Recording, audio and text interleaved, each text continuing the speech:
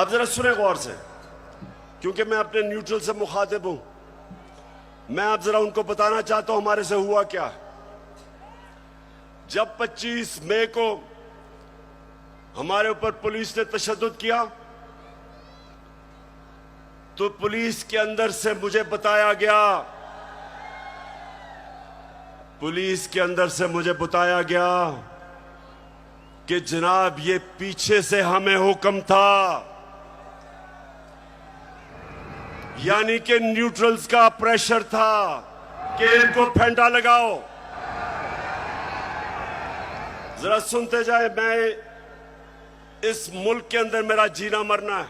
मैं कोई बाहर नहीं भागूंगा, मेरी कोई बाहर जगह नहीं है, मेरा जीना मरना यहां है। और शायद बाकियों से ज्यादा मुझे इस मुल्क की फिक्र है। तो मुझे यह कहा गया कि ना जनाब हमारे पीछे से प्रेशर है। फिर ये जो चीफ इलेक्शन कमीशन हर फैसला हमारे खिलाफ दे रहा है, पूरा ये जो मुझे डिस्क्वालीफाई करने की कोशिश है, अंदर से पैगाम आता है कि जी मैं तो वो तो कुछ नहीं कर रहा, पीछे से प्रेशर है बूट का। फिर सुनते जाएं, हमें ये जो ऑपोजिशन है, ये जरा मैं चाहता हूं सुने कि बदनाम कौन कर रहा है हमारी फौज को। ये अभी ये जो पुलिस वाला जो हुआ शहबाज गिल से, हमने पुलिस से पूछा तुमने तशद्दुद, हमें तो पता ही नहीं जी, पीछे से हुआ है कुछ, वो भी आपकी तरफ कह रहे हैं। तो जो भी हो रहा है आज पाकिस्तान में, जो गलत काम होता है आपका नाम लग जाता है। अब जरा ये सुने कि ये जो आपके इस वक्त खैर ख्वाह बैठे हुए गवर्नमेंट में, ये क्या कहते हैं।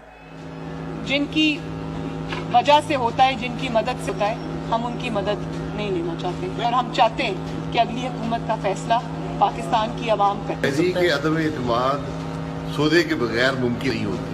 यहाँ पर अदम एतमाद का जो निज़ाम है इस्टेब्लिश के बगैर मुमकिन नहीं है। कोई डील करके इक़्तिदार नहीं चाहते। पाकिस्तान में तहरीक अदम एतमाद उस सूरत में अमूमन कामयाब होती है जब इस्टेब्लिशमेंट आपकी पुष्ट पे हो। इस्टेब्लिशमेंट करती है, वो डील का नतीजा होता है। जब भी अदम एतमाद पे होते हैं तो यकीनन डील करती है। इस्टेब्लिशमेंट के बगैर अदम एतमाद की तहरीक को कामयाब नहीं किया जा सकता, क्योंकि इस्टेब्लिशमेंट भी एक तीसरी कुव्वत के तौर पे या चौथी कुव्वत के तौर पे पार्लियामेंट में यानी बकलम खुद जो है मौजूद है।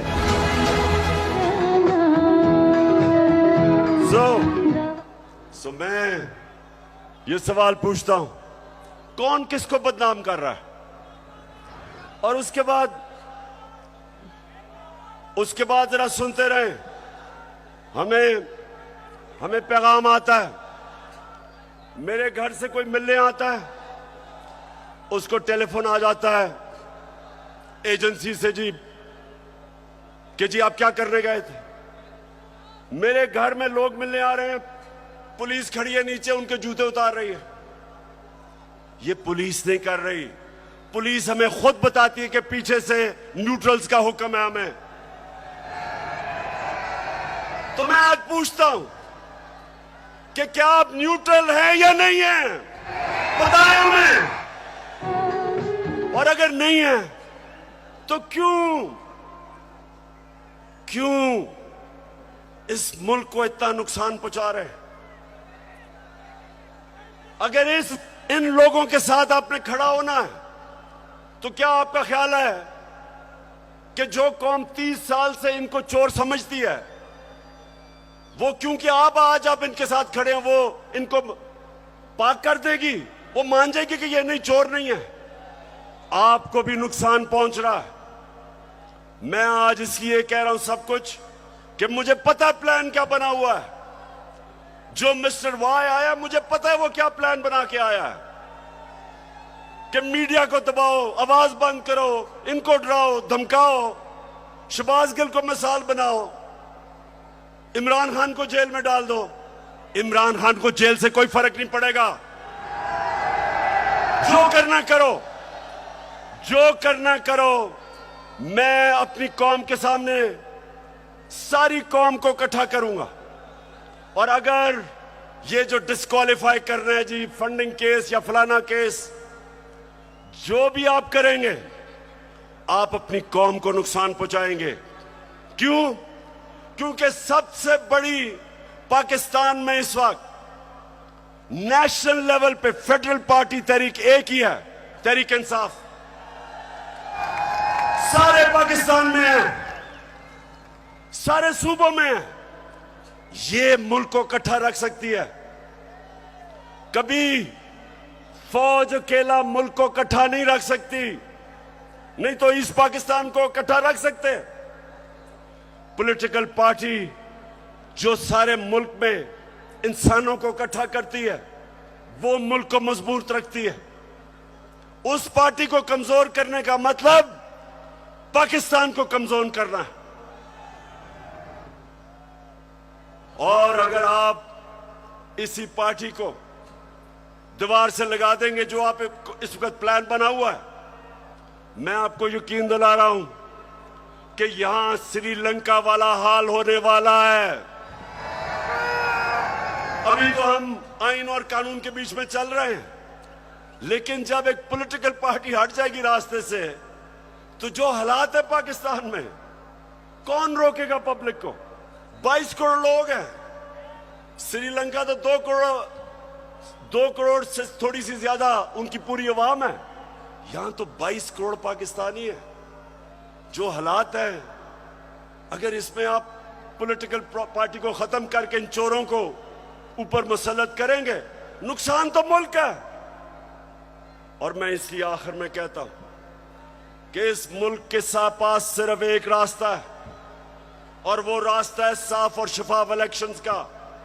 ये जो बाकी तरीके इख्तियार किए जा रहे हैं, एक वो सेटअप, एक जिनके पास पब्लिक में निकल नहीं सकते, जलसा वो नहीं कर सकते, उन लोगों को अगर, और 30 साल से जो चोरी कर रहे हैं, अगर आप समझते हैं कि ये कौम उनको एक्सेप्ट कर जाएगी, कौम भी नहीं एक्सेप्ट करेगी, कोई भी इन्हें एक्सेप्ट नहीं करेगा, ना बाहर इनकी क्रेडिबिलिटी, ना पाकिस्तान में।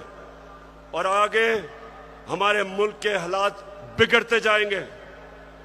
ये कर्जे लेके और समझना कि जी मुल्क चलना शुरू हो गया है क्योंकि कई मुल्कों ने कर्जे दिए, ये कैंसर का इलाज डिस्प्रिन से हो रहा है। कर्जे बढ़ते जा रहे हैं, कर्जे का बोझ बढ़ता जा रहा है। ये इस तरह मुल्क नहीं चलेगा।